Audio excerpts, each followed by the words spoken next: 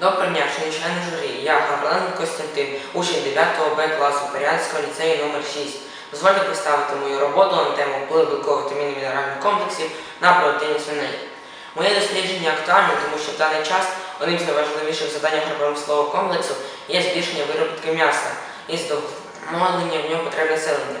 Висока продуктивність тварин та низькі витрати на продукцію гарантуються тільки при повній збалансованості раціонів по всіх елементах живлення: амінокислот, протеїну, мінеральних речовин і вітамінів. Одним з оптимізацій складу раціону тварин є використання преміксів та білкових та мінеральних комплексів, які більш технологічні в своєму застосуванні.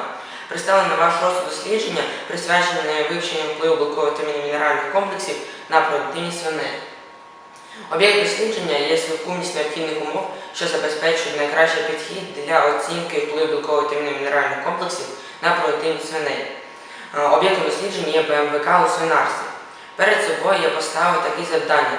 Перше. Опрацювати сучасну наукову літературу, пов'язану з даною темою. Друге. Привести визначення усіх основних понять теми. Третє.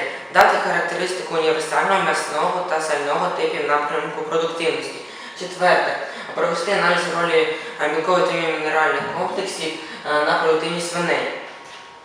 П'яте. Порівняння продуктивності молодняка свиней в умовах експерименту. Різні породи свиней за однакових умов отримання мають неоднакову продуктивність. Тож за напрямками продуктивності розрізняють на такі три види. Перша – універсальна. Це велика біла і українська степова біла. Їхня універсальність полягає в тому, що при різній готівлі можна одержати або м'ясну, або сальну свинину. Породи м'ясного напрямку продуктивності. Ландрас, Петрень, Дюрок і Гемшир. Вони здебільшого характеризуються на м'ясних та беконних якостях.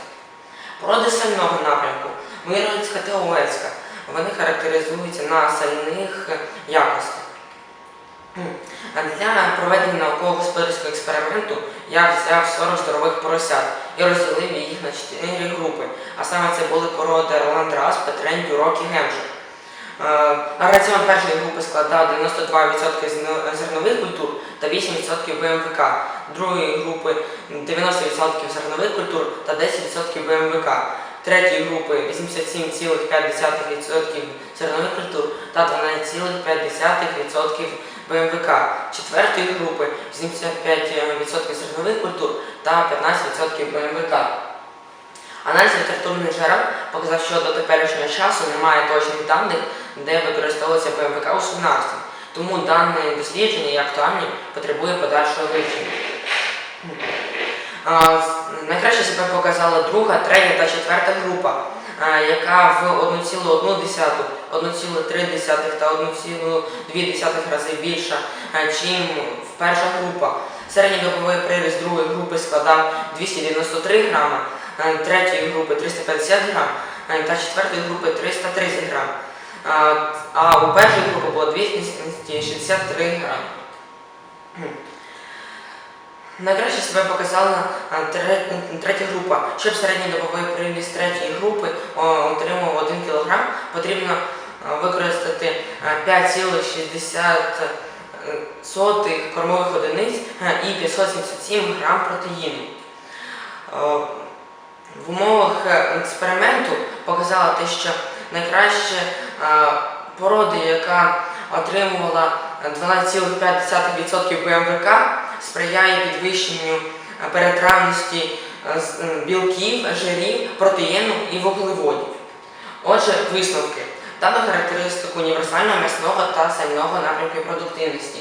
Проведено порівняння продуктивності свиней від використання БМВК в умовах експерименту.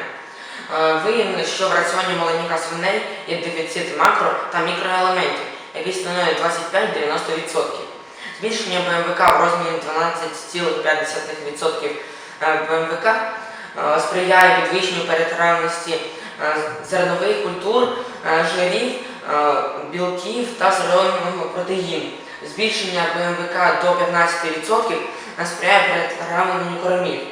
Збільшення БМВК в кормосумішах на 2,5 до 5% сприяє підвищенню у підсумків тварин на 6-13% енергії росту, на 1,5% забійного виходу туш та 5-11% коефіцієнт м'язності та на 6-12 днів скоростинності.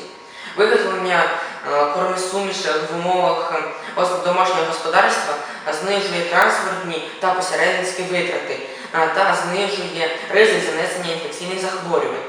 Дякую за увагу!